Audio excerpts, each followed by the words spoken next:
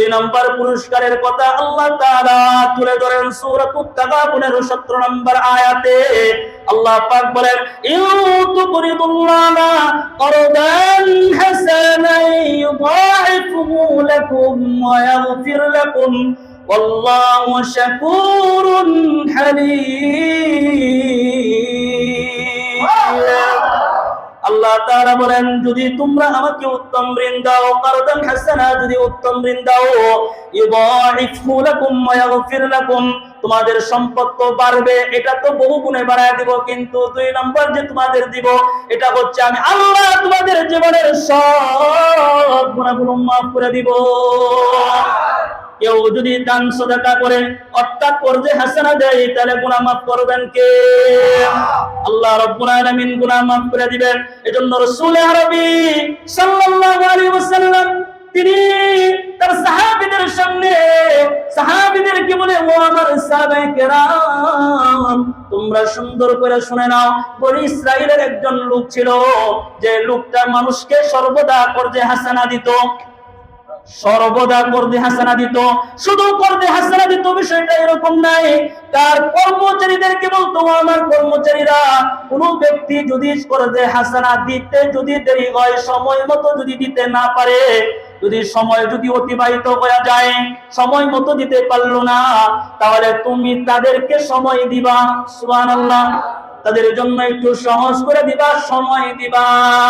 আর যদি তোমরা দেখো যে মানুষটা কর্জে হাসানা নিয়েছে, মানুষটা অক্ষম, কর্জে হাসানা ঋণ পরিশোধ করতে, সে অক্ষম, ঋণ পরিশোধ করতে পারবে না, আল্লাহর ওয়াস্তে ওই মানুষটাকে মাফ করে দিবা। রাসূল আরবি সাল্লাল্লাহু আলাইহি ওয়াসাল্লাম বলেন, ওই বনি ইসরাইলের যে মানুষটা মানুষকে কর্জে হাসানা দিত, মানুষটা ইন্তিকালের পরে, আলহামদুলিল্লাহ, আল্লাহ পাকের শুকর যে মহান রব্বুল আলামিন সুস্থতা রেখে দুনিয়ার কাজকর্ম থেকে ফারেক করে মালিকের ঘর, মুসলমানদের পবিত্র জায়গা, মুসলমানদের আদবের জায়গা, সম্মানের জায়গা, ইবাদতের জায়গা, পবিত্র জুমার নামাজ আদায়ের লক্ষ্যে আল্লাহ পাক এমন করে আমাদেরকে শামিল করেছেন। তাই মুসলমানের জবানে সর্বোচ্চ কণ্ঠে মালিকের দরবারে শুকরিয়া জ্ঞাপন করি আলহামদুলিল্লাহ। আমি আপনাদের সম্মুখে কোরআনে হাকিমের সূরাতুল বাকারার 282 নম্বর আয়াত তেলাওয়াত করেছি, যে আয়াতে রব্বুল আলামিন আমাদেরকে দিক নির্দেশনা দিয়েছেন, আমাদের সমাজে সুন্দর সুশৃঙ্খল সমাজ কিভাবে হবে, যে সমাজের ভিতরে পরস্পর লেনদেন কেমন করতে হবে, এমন একটা সমাজ ব্যবস্থার কথা আল্লাহ তাআলা এই আয়াতে তুলে ধরেছেন। এই আয়াতকে কেউ যদি ফলো করে, এই আয়াতকে কেউ যদি মানে, যদি পুরোপুরি মেনে নেয়, তাহলে আল্লাহ তাআলা আমাদের এই সমাজ থেকে, আমাদের এই দেশ থেকে আল্লাহ তাআলা সুদ নামক যে একটা অর্থনীতি চালু হয়েছে, এই আয়াত যদি কেউ মানে আল্লাহ তাআলা, তাহলে এই সুদ ভিত্তিক এই অর্থনীতি আল্লাহ তাআলা জমিন থেকে দূর হয়ে যাবে। এটা এমন একটি আয়াত, আর এমন একটা আয়াত যে আয়াতটি কোরআনে হাকিমের মধ্যে সর্বোচ্চ বড় একটা আয়াত আমি আপনাদের সম্মুখে তেলাওয়াত করছি। সুবহানাল্লাহ।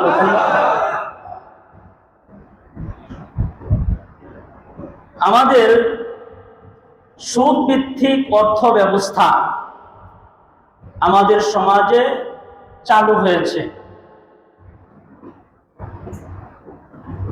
এই সুদ ভিত্তিক অর্থ ব্যবস্থা, পুঁজি ব্যবসা, আসলে এটা কেন চালু হইল? তার একটা কারণে,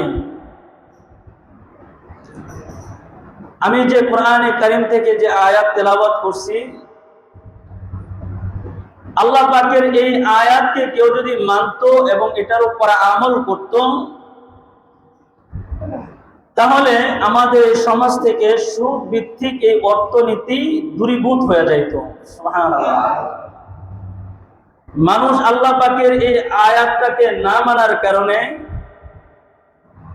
আমাদের এই দেশে পুঁজিবাদ, এই অর্থভিত্তিক ব্যবস্থা চালু হয়েছে, নয়তো এই অর্থভিত্তিক সুদ ভিত্তিক ব্যবস্থা চালু হতো না। এক নাম্বার কারণ চালু হয়েছে আপনি আমার কারণে। কারণ আপনি আমি শুধু জানি, কিন্তু মানার ভিতরে আমরা একজনও নাই। আমরা সবাই অনেক কিছু জানি, কিন্তু আমরা মানতে নারাজ, আমরা মানি না। আসলেই মানুষ জানবে, কারণ মানুষ না জানলে মানতে পারে না। কিন্তু মানুষ প্রকৃত পক্ষেই জানে, কিন্তু মানে না। এই সুদ ভিত্তিক অর্থ ব্যবস্থা আমাদের সমাজে চালু হওয়ার কারণে মানুষ গোলাম হয়ে গেছে। সুদ মানুষকে গোলাম বানায়া দেয়। সুদ মানুষকে কিভাবে গোলাম বানায়? কারণ যিনি সুদদাতা, যিনি সুদ প্রদান করেন, সেই ব্যক্তির কাছ থেকে যিনি সুদ গ্রহণ করে, সেই ব্যক্তিও এমন অবস্থায় পৌঁছে যায় যে এই সুদটাকে সে যখন দিতে না পারে, তখন তার সামনে সে দুর্বলতা প্রকাশ পায়। ঠিক না ঠিক? তখন মানুষ দুর্বল হয়। এই সুদ ভিত্তিক অর্থনীতি মানুষকে যেমন গোলাম বানায়, তেমন মানুষের আত্মসম্মান মর্যাদাকে দুলার সাথে মিটিয়ে দেয়। নাউজুবিল্লাহ বলেন। এই সুদ ভিত্তিক এই অর্থনীতি মানুষের অন্তরকে ছোট বানায়া দেয়। এই সুদ ভিত্তিক অর্থনীতি মানুষকে মিথ্যা বলতে শেখায়।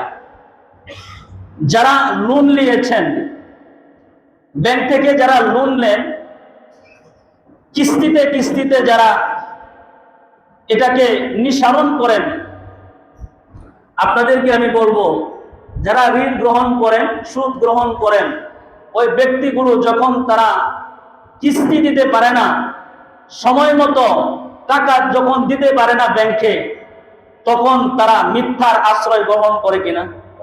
কথা বলেন না। তখন মানুষ মিথ্যার আশ্রয় গ্রহণ করে। আবার নাও দিতে পারলে মানুষ হতভম্ব, কাবু হয়ে যায়, নিচু হয়ে যায়, ছোট হয়ে যায়। এজন্য আল্লাহ রব্বুল আলামিন বলেছেন যে আমি রব্বুল আলামিন তোমাদের জন্য ব্যবসাকে করে দিয়েছি হালাল এবং সুদকে করে দিয়েছি হারাম। ব্যবসার মধ্যে তোমাদের জন্য রয়েছে কল্যাণ, বরকত, খাইর। যদি তোমরা এটা গ্রহণ করতে, তাহলে সুদ ভিত্তিক এই অর্থনীতি এই দেশের ভিতরে চালু হতো না। তবে আমার কোরআনে কারিমে আমি যে আয়াতটি আজকে তিলাওয়াত করেছি, এই আয়াতে আল্লাহ তাআলা বলেন, ইয়া আইয়ুহাল্লাযীনা আমানু ইযা তাদায়ানতুম বিদাইন। আল্লাহ পাক রব্বুল আলামিন বলেন, ইয়া আইয়ুহাল্লাযীনা আমানু ইযা তাদায়ানতুম বিদাইন।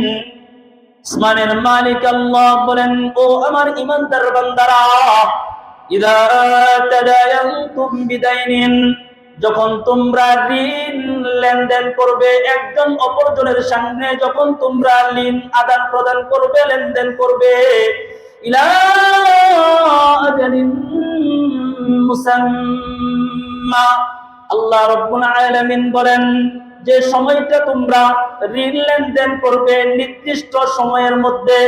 কিসের মধ্যে? তোমরা নির্দিষ্ট সময়ের মধ্যে ঋণ প্রদান করবে, লেনদেন করবে একটা নির্ধারিত নির্দিষ্ট সময়ের মধ্যে। ওয়ালিয়াকতুব বাইনাকুম কাতিবুন বিল আদল। রব্বুল আলামিন বলেন, যখন তোমরা ঋণ লেনদেন করবে একটা সময়ের মধ্যে, নির্দিষ্ট সময়ের মধ্যে যখন তোমরা ঋণ লেনদেন করবে, আদান প্রদান করবে, সাথে সাথে এটা তোমরা লিখে রাখবে। সুবহানাল্লাহ। এই আয়াত থেকে একটা জিনিস ভালো কইরা বুঝবেন, তাহলে সামনে বোঝা আমাদের জন্য খুব ভালো হবে। সামনে বোঝাটা আপনি আমার জন্য সহজ বানায় দিবেন কে?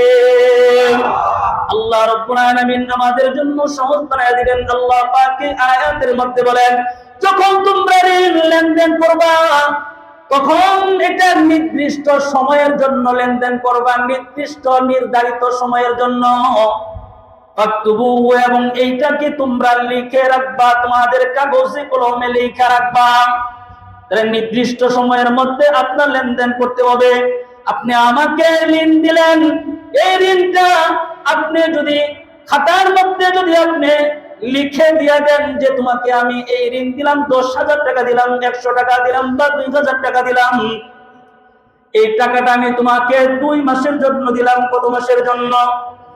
অথবা আমি তোমাকে টাকাটা দিলাম 1 দিনের জন্য বা 1 মাসের জন্য, এটা খাতার মধ্যে লিখে রাখবা। তাহলে কত মাসের জন্য দিল? 2 মাসের জন্য দিল কিংবা 1 মাসের জন্য দিল, এটা লিখে রাখবা। যদি সেই বান্দা তার এই ঋণ পরিশোধ যদি ঠিক ওই সময়ের মধ্যে যদি করতে পারত, তাহলে আমাদের দেশ থেকে সুদ নামক অর্থ ব্যবস্থা মাটি হয়ে যাইত। ঠিক না বেঠিক? এখন আপনি আমি ঋণ নেই, ঋণ নেওয়ার পরে আপনি আমার কোনো খবর থাকে না। ঋণ আমরা নেই, যে সময়ে দেওয়ার মতো কথা ওই সময়ে যখন না দেই, তখন আবার যখন আমরা ওই ঋণের জন্য ওই ব্যক্তির কাছে যাই, ওই ব্যক্তি বলে আমার কাছে ঋণ দেওয়ার মতো টাকা নাই, সুদ দেওয়ার মতো আছে। কথা কয় না? তখন কয় নিতে পারো, ঠিক আছে, তুমি আমার 1,000 দিব, 1,100 টাকা দিবা, তাহলে দিতে পারি। প্রথম নষ্ট করছে কে? আপনি। কথা কয় না? আমি তো নষ্ট করছি। আমি যদি নষ্ট না করতাম তাহলে এই ঋণ এটা বহুমান থাকতো আপনি আমার ভিতরে। মুসলমানরা কখনো সুদের কারবারি করতো না। পুঁজিবাদীরা তারা এইরকম ভাবে অর্থনীতি, পুঁজিবাদীরা সুদ ভিত্তিক এই ব্যবস্থা চালু করে মুসলমানদের ঈমান হরণ করতে পারতো না। কিন্তু আমি আমাদের রাস্তার ভিতরে যে কাটা লাগাইলাম, কাটা কিন্তু কেউ লাগাই নাই বাবা, শুধু খালি আমরা নিজেরাই কাটা পুঁতে রাখছি। আমাদের রাস্তা আমরা বন্ধ করছি। তারপরে আপনি কপাল থাকলেন, কপাল থাকলে বলেন কি কপাল হইল? দুর্দশা, আমার দুর্দশা হয়ে গেল। আমার এত মুসিবত, আমার এত জরুরত, কিন্তু কোনো মানুষকে আমি আমার কাছে পাই না, সাহায্যের জন্য পাই না। হ্যাঁ বাবা, সাহায্যের জন্য পাইতা যদি আল্লাহর এই বিধান, ইদাতে দাউতুন বিদাইনিন ইলা আজারিন মুসাম্মা, ঋণটা যে তোমার এইটা যে সময়ের মধ্যে, যে নির্ধারিত সময়ের জন্য তোমার জন্য লিখে দেওয়া হয়েছিল, তুমি যদি এই নির্ধারিত সময়ে যদি ঋণ পরিশোধ করতে পারতা, তাহলে এই সমাজের ভিতরে পর্যায়ে হাসানাটা, ঋণটা এটা আমাদের মধ্যে বহুমান থাকতো। কথা বলেন ঠিক না বেঠে? তাহলে যখন তুমি কাউকে ঋণের লেনদেন করবা, তখন অবশ্যই এটা তোমার খাতায় তুমি লিখে রাখবা, কাতিবুম বিল আদল, এবং এমন একজন লেখককে দিয়া লেখবা যে লেখকটা ন্যায়পরায়ণ, যে লেখকটা সততার ভিতরে থাকে, যে লেখকটা আল্লাহর পরিচালিত পথে চলে, এমন একজন লেখক দিয়া লেখায় রাখবা। সুবহানাল্লাহ। যদি তুমি ঋণ দেওয়ার পরে যদি তুমি এটা লিখাইতে পারো, ফায়দা কি? 1 নাম্বার ফায়দা হইল, দুইজনের ভিতরে কোনোদিন কোনো কথা দ্বারা বিবাদ হবে না, মন মালিন্য হবে না। আজকে আপনি আমি ঋণ দেই, আমি যে কত টাকা দিলাম আমারও মনে থাকে না, যিনাকে দিলাম তিনারও মনে থাকে না। ঠিক না বেঠিক? তখন দুইজনের ভিতরে কিন্তু বিবাদ সৃষ্টি হয়, কথাবার্তা সৃষ্টি হয়, মারামারি পর্যন্ত চলে যায়। কারো শরম থাকে না, বা একজনের শরম থাকে আর একজনের শরম থাকে না। যদি 5,000 টাকা দেয় বলে আমি তোরা 20,000 টাকা দিছি, নাহলে সাক্ষী আন। ঠিক না বেঠিক? এজন্য আল্লাহ পাক বলছেন, 1 নম্বর যখন ঋণ দিবা তখন এটা তুমি লিখে রাখবা, 2 নম্বর হচ্ছে তুমি একজন সাক্ষী রাখবা। সুবহানাল্লাহ। তুমি তখন সাক্ষীর ব্যবস্থা কইরা দিবা। এই সাক্ষীর ব্যবস্থা আর যদি লিখে রাখো, তাহলে কোনোদিন তোমাদের ভিতরে ঝগড়া ফাসাদ, টাকা পয়সা নিয়ে কোনোদিন হানাহানি হবে না। সুবহানাল্লাহ বিহামদিহি। তাহলে একজন অপরজনকে তো আমরা এখন ঋণ দেই না, ঠিক না বেঠিক? কিন্তু আল্লাহ রাব্বুল আলামিন তিনি তো খুব সুন্দর করে আপনি আমাকে জানাইয়া দিয়েছেন। আল্লাহ পাক বলেন সূরাতুল বাকারার 245 নম্বর আয়াত, আল্লাহ পাক বলেন মাযাল্লাযী ইউকরিদুল্লাহা কারদান হাসানান ফায়ুদাইফাহু লাহু আদআফান কাসীরা ওয়াল্লাহু ইয়াকবিদু ওয়া ইয়াবসুতু ওয়া ইলাইহি তুরজাউন। আল্লাহ রাব্বুল আলামিন বলেন মাযাল্লাযী ইউকরিদুল্লাহা কারদান হাসানা, কে এমন আছো যে আল্লাহ তাআলা কে ঋণ দিবে? সুবহানাল্লাহ। আর জোরে বলেন সুবহানাল্লাহ। তোমাদের মধ্যে কে এমন আছো ইউকরিদুল্লাহা কারদান হাসানা, আমি আল্লাহ তাআলা কে উত্তম ঋণ প্রদান করবে? তোমাদের মধ্যে কে আছো যদি আমাকে যদি উত্তম ঋণ যদি তোমরা প্রদান করো, ফায়ুদাইফাহু লাহু আদআফান কাসীরা, আল্লাহ পাক বলেন তাহলে আমি আল্লাহ তাআলা তোমাদের সম্পদকে বহু বহু গুণে বৃদ্ধি করে দিব। আল্লাহ তাআলাকে কেউ যদি কি দেয়?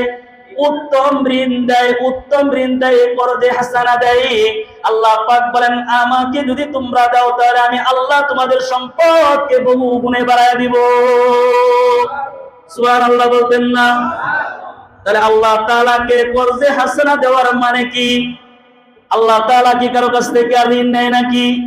আল্লাহকে কেউ ঋণ দিবেন? আল্লাহ তাআলা কেন এই কথা বললেন তোমাদের মধ্যে কে আছো আমাকে তোমরা উত্তম ঋণ দিবে? কে এমন ব্যক্তি আছো? এই আয়াতে মুফাসসিরিনে কেরাম তাফসীরের কিতাবের মধ্যে লেখেন, এই আয়াত দিয়ে আল্লাহ তাআলা বুঝাইছেন কোন দুর্বল মানুষ, কোন অসহায় মানুষ, কোন এতিম মানুষ, কোন এমন দরিদ্র মানুষ যে মানুষগুলোর চলাফেরা করতে অনেক কষ্ট হয়ে যায়, তোমার কাছে এসেছে করজে হাসানার জন্য। তুমি যদি তাকে ঋণ প্রদান করো, করজে হাসানা দাও, কর্জা দাও, তাহলে আল্লাহ তাআলাকে ঋণ দেওয়ার সওয়াব পাওয়া যাইবা। এটা আল্লাহকে দেওয়া। আপনি একজন দুর্বল মানুষ, অসহায় মানুষকে ঋণ দিলেন, এই ঋণ আল্লাহকে দেওয়ার মতোই।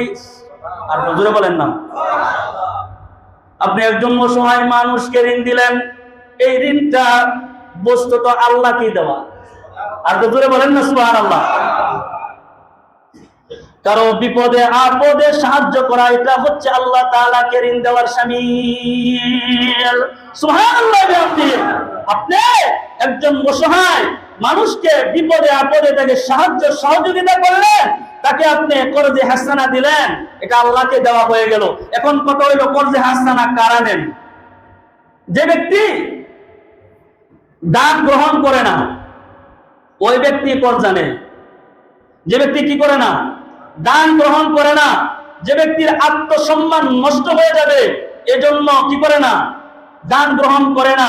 এমন মানুষকে কেউ যদি করজে হাসানা দেয়, এক নম্বর ফজিলত হইল তিনি তো এক নম্বরে দান গ্রহণ করেন না, দুই নম্বরে গ্রহণ করেন না তার সম্মান নষ্ট হয়ে যাওয়ার কারণে, আত্মসম্মানটা যাতে ঠিক থাকে এজন্য সে দান গ্রহণ করে না। এমন মানুষকে কেউ যদি করজে হাসানা দেয়, আল্লাহ তাআলা তাকে 3টা পুরস্কার দান করেন। জোরে বলেন কয়টা পুরস্কার দান করেন? আল্লাহ পাক তাকে 3টা পুরস্কার দান করেন। এক নম্বর পুরস্কার হচ্ছে আল্লাহ তাআলা বলেন সূরাতুল হাদীদের মধ্যে 11 নম্বর আয়াত, আল্লাহ পাক বলেন মাযাল্লাযী ইউকরিদুল্লাহা কারদান হাসানান ফায়ুদাইফাহু লাহু ওয়া লাহু আজরুন কারীম। আল্লাহ তাআলা বলেন কেউ যদি আমাকে যদি উত্তম ঋণ দেয়, তাহলে তো তার সম্পদ তো বহু গুণে বাড়বে তো বাড়বেই, সাথে আল্লাহ তাআলা বলেন ওয়ালাহু আজরুন কারীম। আল্লাহ তাআলা তার সম্মান ইজ্জত দুনিয়াতে বাড়ায়া দিবেন। তার জন্য সম্মানজনক প্রতিদান আল্লাহ তাআলা দুনিয়াতেও দিতে পারে, দুনিয়াতে তো দিবেন, আখিরাতেও দিবেন। সুবহানাল্লাহ। ওয়া লাহুম আজরুন কারীম। সুবহানাল্লাহ বলেন। 2 নম্বর পুরস্কারের কথা আল্লাহ তাআলা তুলে ধরেন সূরাতুত তাগাবুনের 17 নম্বর আয়াতে। আল্লাহ পাক বলেন, ইউতুকরিদুল্লাহা করদান হাসানান ইউদাইফুহু লাকুম ওয়া ইয়াগফির লাকুম ওয়াল্লাহু শাকুরুন হালিম।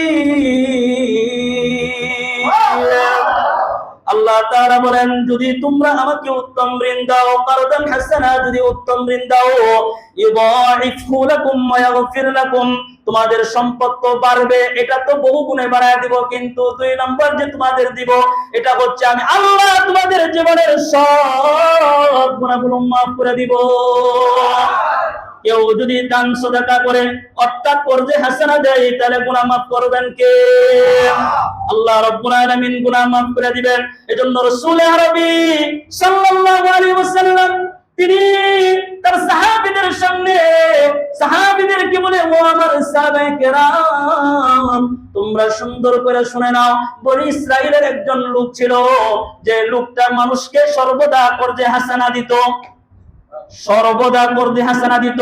শুধু কর্জে হাসানা দিত বিষয়টা এরকম নাই, তার কর্মচারীদেরকে বলতো, আমার কর্মচারীরা, কোন ব্যক্তি যদি কর্জে হাসানা দিতে যদি দেরি হয়, সময় মতো যদি দিতে না পারে, যদি সময় যদি অতিবাহিত হয়ে যায়, সময় মতো দিতে পারলো না, তাহলে তুমি তাদেরকে সময় দিবা।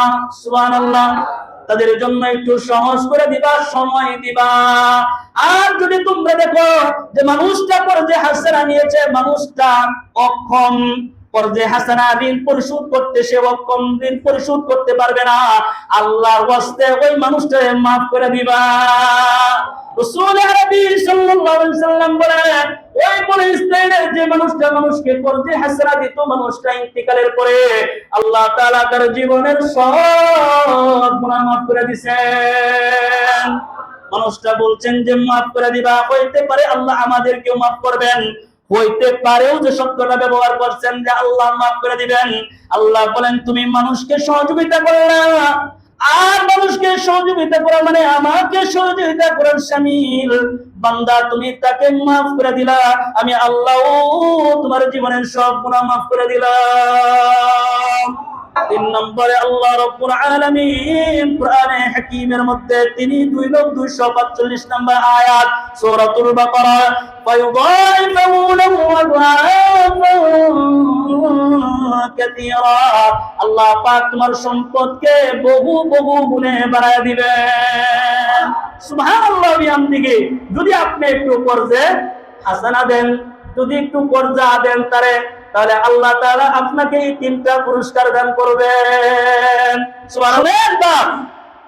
এই কর্জে হাসানা যদি মানুষ আজ পর্যন্ত যদি সঠিকভাবে যদি পালন করত, একজন অপরজনকে যদি দিত।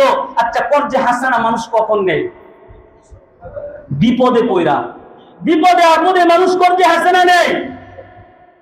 পরে মানুষ বিপদ আপদ কেটে গেলে যে মানুষ ঋণ দিল, কর্জা দিল, মানুষটারে চিনেও না।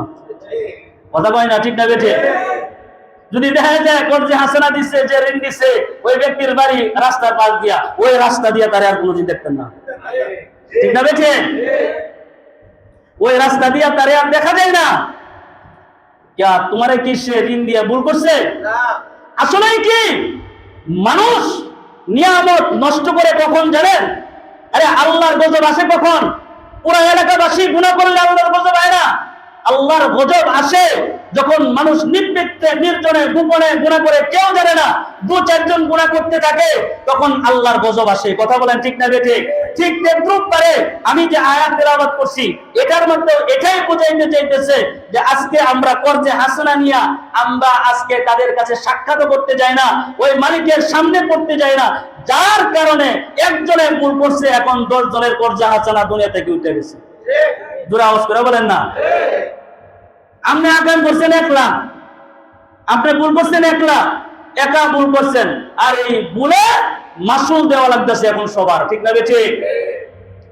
মানুষের উপর থেকে যখন বিশ্বাস উঠে যায়, তখন সে ইমাম হইলেও মানুষ তাকে বিশ্বাস করে না। ঠিক না বেঠিক? তখন সে মুফাসসির হইলেও বিশ্বাস করে না। কারণ যখন বাটপারি করে তখন এই বাটপারির কারণে আরেকজনকে বাটপারি মনে করে, ভালো মনে করে না। এজন্য আপনি যদি টুপি লাগান, আপনার টুপির সম্মান আপনার রাখতে হবে, এটা আপনার দায়িত্ব। কথা হয় না? আপনি যদি জুব্বা লাগান, জুব্বার সম্মান রাখা আপনার দায়িত্ব, আপনার রাখতে হবে। আপনি যদি রাখতে না পারেন, এক জুব্বার কারণে বাংলাদেশের সব জুব্বার মানহানি ঘটে। এজন্য আপনি একা একা করতে হাসানা নিছেন, নিয়া তারপরে তার ঋণ আর পরিশোধ করলেন না। এক রাস্তা দিয়ে তারা দেখলে আরেক রাস্তা দিয়ে যান, ওই রাস্তা দিয়ে যান না, এই তার ঋণ পরিশোধ আপনি করেন না, তার সাথে সাক্ষাৎও করেন না। পরে ওই ব্যক্তির কাছে যদি আল্লাহর ফেরেশতা ঋণ দিত, তখন কিন্তু সে ঋণ দেবে না।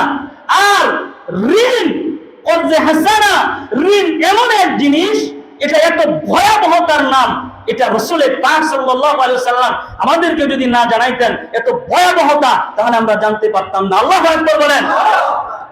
আমরা আজকে জানাজার নামাজে দাঁড়াই, জানাজার নামাজে দাঁড়ায়া রাসূলুল্লাহ হাবিবুল্লাহ মুহাম্মদুর রাসূলুল্লাহ নবীজি আলাইহিস সালাতু ওয়াস সালাম জানাজার মাঠে যখন দাঁড়াইতেন তিনি কি কথা বলতেন, আর আমরা জানাজার মাঠে দাঁড়ায় আমরা কি বলি? আগে আমাদেরটা বলি, তারপরে রাসূলেরটা বলবো। আমরা আসলে কি বলি? আমরা প্রথমে দাঁড়ায়া বলি মাইয়াত সম্পর্কে, এই ভাইরা বলেন তো লোকটা কেমন? তখন কি বলে হয়? জোরে বলেন না, মানুষটা ভালো। নাম্বার 2 যে কথাটা বলা হয়, তার ওয়ারিসরা বলে। কারা বলে? তার ওয়ারিস যারা, তারা বলে, তার পরিবারের লোক বলে, সন্তানে বলে, ভাই বলে, বলে যে মানুষটা মারা গেছে, সে আমার বাবা, সে আমার ভাই, সে যদি কোনো ঋণ করে থাকে, এই ঋণের কথা আপনারা বলবেন, আমরা ঋণ পরিশোধ করার চেষ্টা করব, ঋণ পরিশোধ করার চেষ্টা করব, এই কথাটা আমরা বলি। এখন রাসূলুল্লাহ সাল্লাল্লাহু আলাইহি ওয়াসাল্লাম কোন মাইয়িতের জানাজায় নবীজি যখন মদিনায় আসলেন, মদিনায় আসার পরে আল্লাহর নবী সমস্ত জানাজার নামাজে তিনি অ্যাটেন্ড করতেন। সুবহানাল্লাহ। নবীজি সমস্ত জানাজার নামাজে অ্যাটেন্ড করতেন। নবীজি আলাইহিস সালাতু ওয়াস সালাম এক জানাজায় তিনি গেলেন, জানাজার সামনে দাঁড়াইয়া নবীজি আলাইহিস সালাতু ওয়াস সালাম বলেন, হাল আলাইহি মিন দাইনিন, ও আমার সাহাবায়ে কেরাম, আজকে যে মানুষটা মারা গেছে এই মানুষটার কি কোনো ঋণ রেখে গেছে কিনা, এই মানুষটার উপরে কোনো ঋণ আছে কিনা? তো সাহাবীরা যুক্তি বলতেন, বলে নাআম ইয়া রাসূলুল্লাহ, জি হ্যাঁ, এই মানুষটার ঋণ আছে। তাহলে নবীজি আলাইহিস সালাতু ওয়াস সালাম বললেন, সাল্লু আলা সাহিবুকুম, ও সাহাবীরা তুমি তোমার সঙ্গিনীদের জানাজা তোমরা করো, আমি করব। একজন ঋণগ্রস্ত ব্যক্তি ঋণ রেখা মারা গেছে, নবীজি তার জানাজা পড়ায়। জোরে বলেন না, নবীজি তার জানাজা পড়ায় নাই, বলছে নিষেধ আছে আমার, আমি জানাজা পড়াইতে পারবো না। এবার আমি আপনারে বলতে চাই, আপনি ঋণ রেখে গেছেন, আপনি ঋণ পরিশোধ করবে কে? বুকে হাত দিয়ে বলতে পারবেন আপনার সন্তান আপনার ঋণ পরিশোধ করবে? আজ পর্যন্ত দেখছেননি সঠিকভাবে, হকভাবে কোন পিতা কোন মায়ের সুন্দরভাবে তাদের ঋণ পরিশোধ করতে পারছে কোন সন্তান দেখতে পারবেন?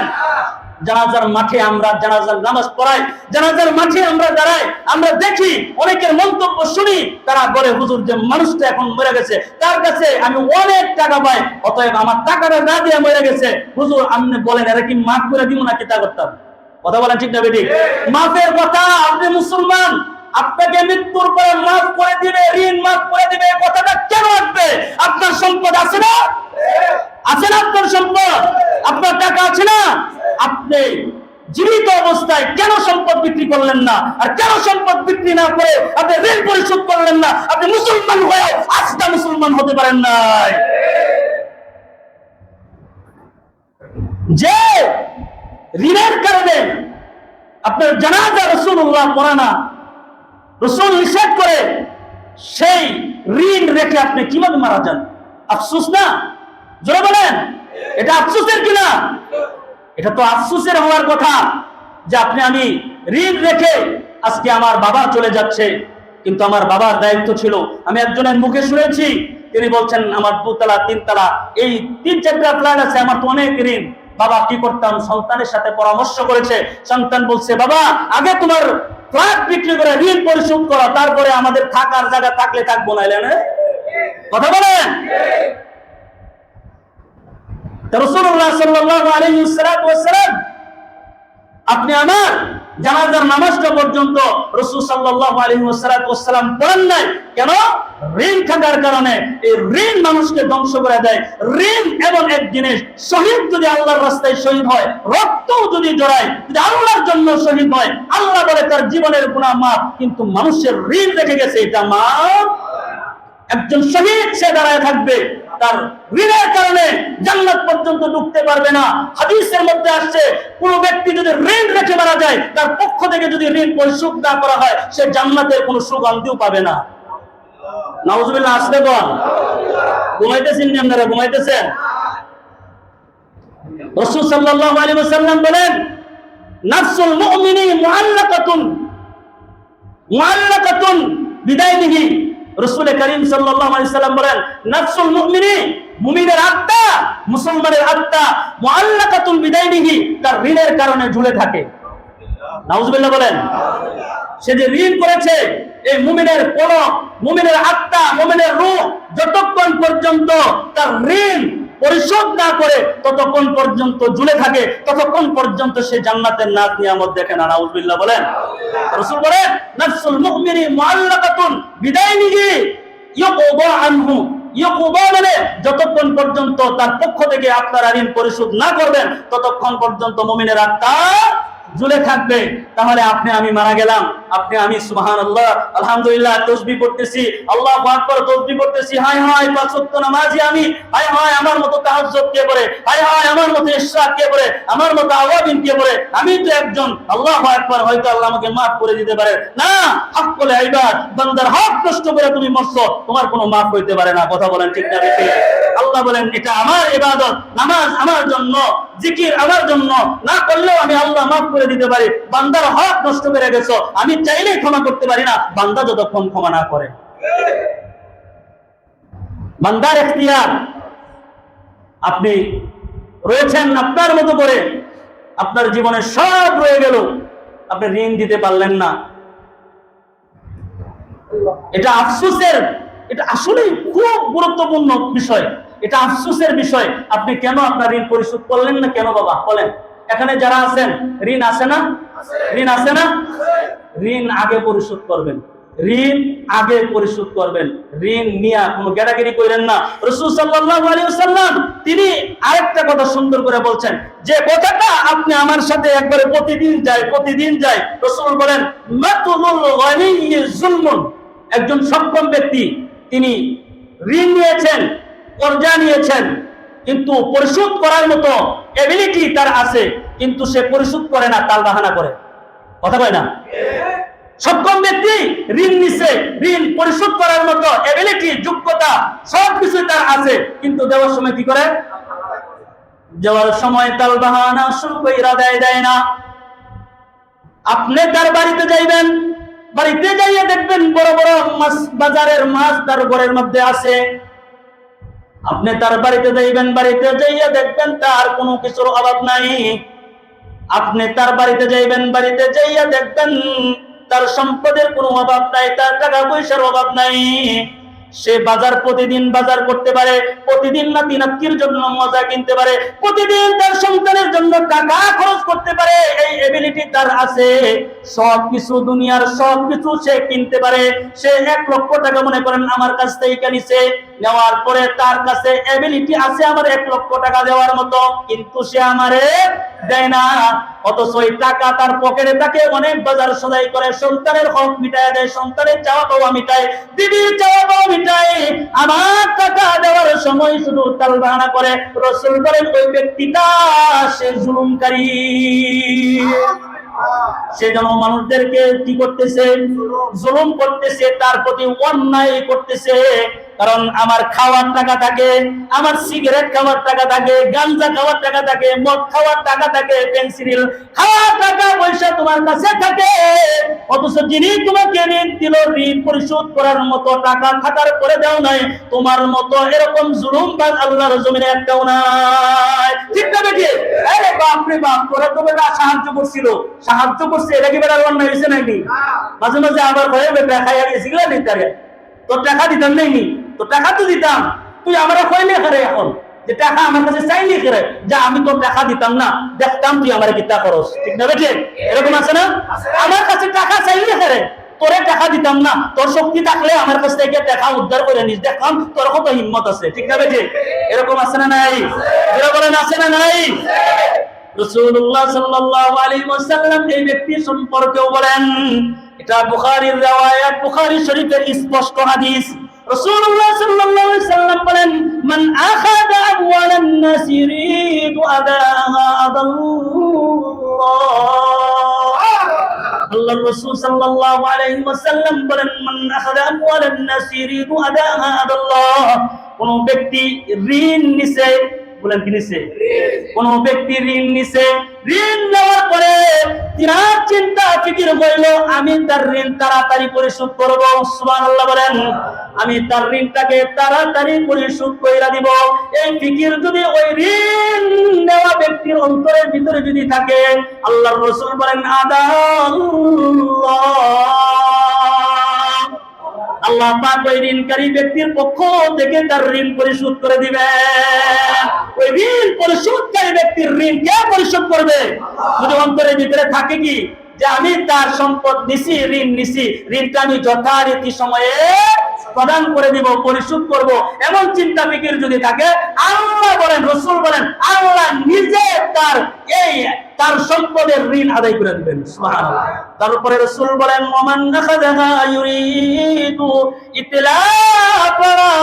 আতলাফাল্লাহ। কিন্তু আরেকজন আছে যে ঋণ নেই, ঋণ নেওয়ার পরে ঋণ নষ্ট করার চেষ্টা করে, তার মানে আত্মসাৎ করবার চাই, খাইবার চাই, ঠিক না? এটা হলো ওই ব্যক্তি টেহা চাইলে গেল লাইগা, তোর যদি হিম্মত থাকে, তোর যদি ক্ষমতা থাকে, আমার কাছ থেকে টেহাটা লইয়া যায়। এই ব্যক্তির কথাই রাসূল বলছেন, ওমান নাখাযালা ইউরিদু ইতলাফাল্লাহ।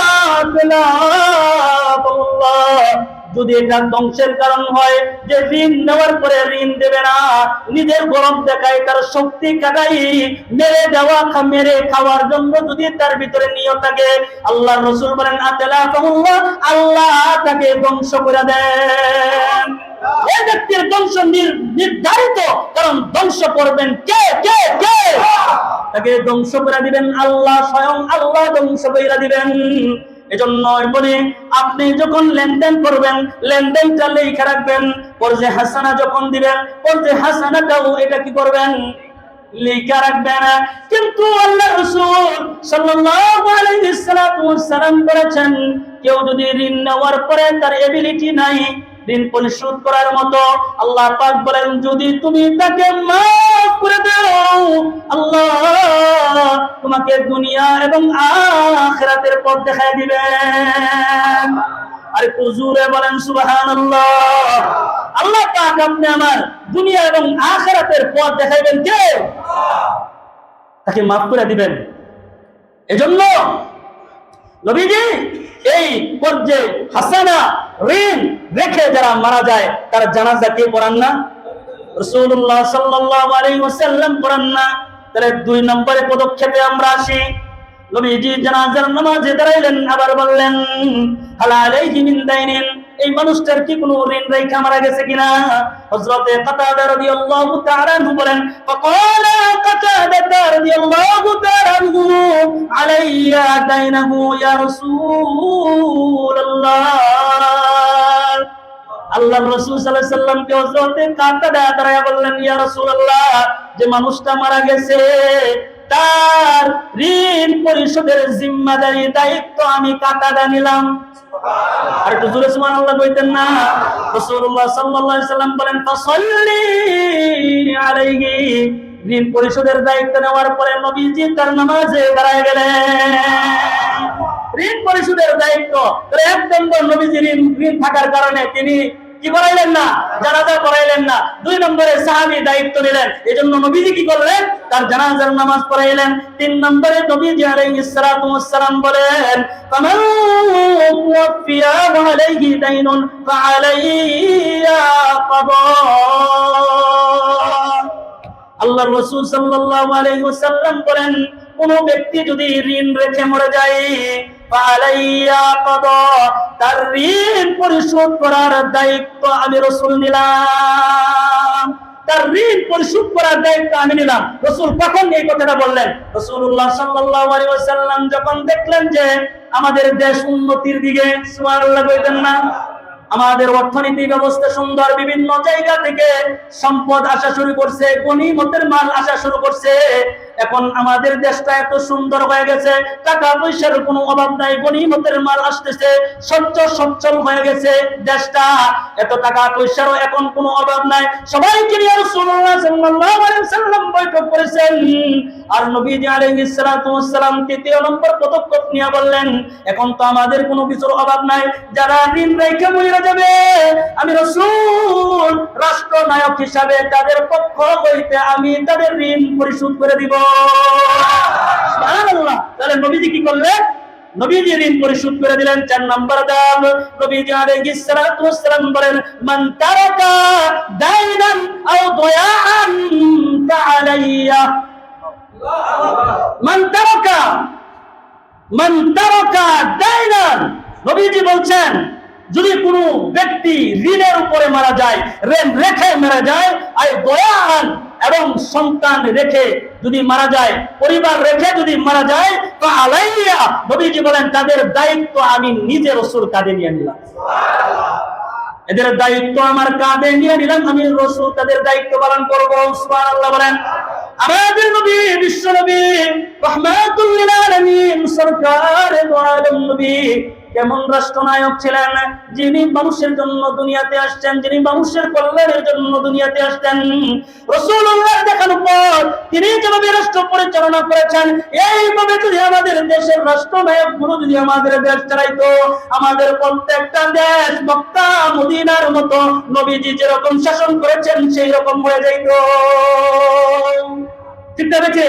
সোনার দেশ হিসাবে, আমার সোনার বাংলা আমি তোমায় ভালোবাসি। এই সোনার বাংলা আসলে ভালোবাসার মতো সোনার বাংলা রূপান্তরিত হইতো। প্রত্যেকটা মানুষের অন্তরে একজন আরেকজনের জন্য ভালোবাসা থাকতো। আজকে আমাদের ভালোবাসা নাই। কেন নাই? আমাদের এই সোনার বাংলায় অশান্তি কেন?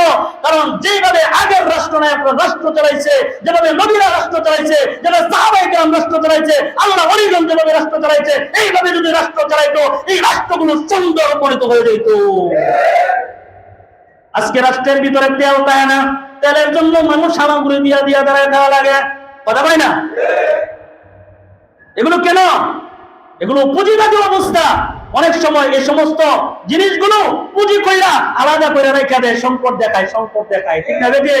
সংকট দেখায় মানুষের সামনে, হয় না, চলছে না, ইরানের যুদ্ধ, ওই জায়গায় যুদ্ধ, হইতেছে না। আসলে তো মূলত ভিতরে গেলে দেখবেন যে সব পাকা, কথা বলে না? কিন্তু ইসলামী রাষ্ট্র যদি থাকতো, ইসলামী রাষ্ট্র হইলে তেল কেন থাকে না জনগণের সামনে তাদের বলতে হইতো, কথা বলে না? জবাব দিয়ে করতে হইতো জনগণের সামনে। জনগণ বলতো সরকার তেল থাকে না কেন, জবাব দাও। সরকারও বাধ্য, কথা কয় না?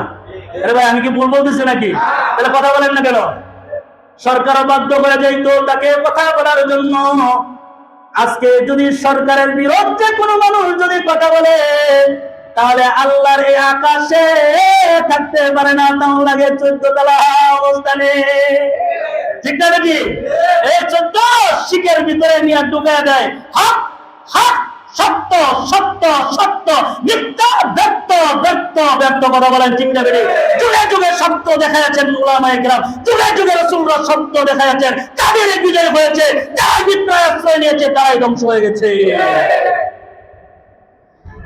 রাসূল আরবি সাল্লাল্লাহু আলাইহি ওয়াসাল্লাম তিনি তার পরবর্তীতে তিনি পদক্ষেপ নিলেন। এখন যেহেতু অর্থনীতি, অর্থ ব্যবস্থা আমাদের সুন্দর, এটা এত ভালো, এই হিসাবে আমরা চাইলে মৃত ব্যক্তির ঋণ আমরা আমাদের রাষ্ট্রীয় কোষাগার থেকে আমরা দিতে পারি। কত সুন্দর সুব্যবস্থা রাসূল করিম সাল্লাল্লাহু আলাইহি ওয়াসাল্লাম করে গেছেন। এই সোনার এই রাষ্ট্রগুলো যারা চালিয়েছেন, যদি ওইভাবে আমাদের দেশ, আমাদের পৃথিবীর এই দেশগুলো চলতো, কতই না সুন্দর হয়ে যেত, কতই না সুন্দর হয়ে যেত। রাসূলুল্লাহ সাল্লাল্লাহু আলাইহি ওয়াসাল্লাম, আমি হাদিসের মধ্যে একটু আবার আসি। নবীজি আসসালাম বললেন, মান আখাযা আমওয়ালান নাসি ইউরিদু আদাহা আদাল্লাহ, ঋণগ্রস্ত ব্যক্তি ঋণ নেওয়ার পরে নিয়ত করছে তার ঋণটা তাড়াতাড়ি পরিশোধ করা দরকার আমার, এটা শুধু নিয়ত করছে দিবে, এবং আল্লাহ বলছে যা বান্দা তুমি ব্যবস্থা করতেছো দেওয়ার জন্য, আমি আল্লাহ তোমার পক্ষ থেকে ব্যবস্থা নিয়ে নিলাম। সুবহানাল্লাহ। রাসূল করিম সাল্লাল্লাহু আলাইহি ওয়াসাল্লাম তিনি বনি ইসরাইলের ঘটনা সাহাবীদের সামনে জানাইলেন। সাহাবীদেরকে বললেন, ও সাহাবায়ে কেরাম, তোমাদেরকে আমি বনি ইসরাইলের একটা ঘটনা শোনাই। বনি ইসরাইলের এক ব্যক্তি আসছে অপর ব্যক্তির কাছ থেকে ঋণ নেওয়ার জন্য। কিসের জন্য আসছে? ঋণ নেওয়ার জন্য আসছে। আয়েশা বলে, আপনি আমাকে ঋণ দেন। কত? 1000 দিনার। কত দিনার? 1000 দিনার স্বর্ণ। তুমি আমাকে দিরহাম, তুমি আমাকে ঋণ দাও। তো সে আল্লাহর বান্দা বলে, তুমি আমার কাছ থেকে ঋণ নেওয়ার জন্য আসছো, তুমি ঋণ নেবা, তোমার সাক্ষী কোথায়? তিনি বলছেন, শাহিদ আল্লাহ। আল্লাহু আকবার বলতেন না? আমার সাক্ষী হিসাবে কেউ নাই, আমার একজন সাক্ষীদাতা আছেন, তিনি আমার আল্লাহ। তারপরে বলছেন, তাহলে তোমার তো একজন জিম্মাদার দরকার, তোমার না পাইলে টাকা কই থেকে পাবো, তুমি যদি খাইলাও। তো তিনি বলছেন, আমার জিম্মাদার হিসাবেও আমার আল্লাহ। আল্লাহ। তো যখন আল্লাহর কথা বলছে, যিনি ঋণদাতা, ঋণ দিবেন, তিনি তার এই কথাটা তার দিলের ভিতরে প্র্যাকটিস হয়ে গেছে, তখন তিনি জবাব দিলেন, তুমি যা বলছো আমার মন কয় তুমি সত্য বলতেছো, তুমি সত্য বলেছ, যাও, তোমার সাক্ষী হিসাবে আল্লাহ, জিম্মাদার হিসাবে আল্লাহ, এই বইলা আমি তোমার 1000 দিনার স্বর্ণ দিরহাম তোমাকে আমি ঋণ দিয়ে দিলাম। সুবহানাল্লাহ। নবীজি আলাইহিস সালাতু ওয়াস সালাম বলেন, ওই ব্যক্তিটা ঋণ নেওয়ার পরে কবে দিবে এইটার সময় নির্ধারণ করে স্বর্ণ দিরহাম গুলো নিয়ে ওই ব্যক্তি ঋণ নিয়ে চলে গেলেন। যেদিন ওই ব্যক্তি ঋণ পরিশোধ করার দিন চলে আসলো, সময় চলে আসলো, ওই ব্যক্তিটা ঋণ তার হাতের মধ্যে 1000 দিনার নিয়া থলের মধ্যে লইয়া তখন সে নদীর পাড়ে আসলো। নদী পার হইতে হবে, যদি ওই ঋণদাতার বাড়িতে যাওয়া লাগে। তো নদীর পাড়ে আসার পরে দেখে কোনো ডিঙ্গি নাই, কোনো নৌকা নাই, কোনো স্টলার নাই, কিভাবে সে নদী পার হবে?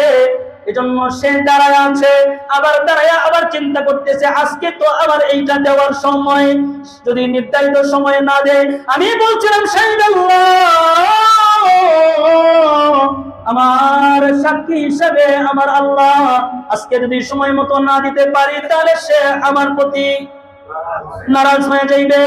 আল্লাহর সাক্ষী রাখছে, এটা কি করা যায়, কি করা যায়?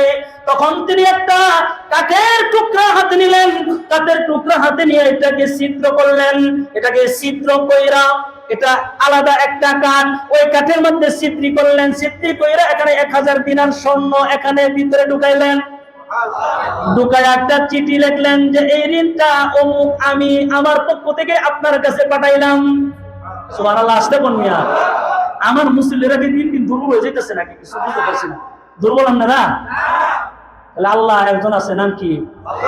আল্লাহ হয়েছে নাকি? আপনারা আরো কাছে হয়ে যেতেছেন দিন দিন, ওয়াজন্ত তোমরা আরো কাছে হয়ে যেতেছেন। আমাদের একজন রব আছে, তার নাম কি?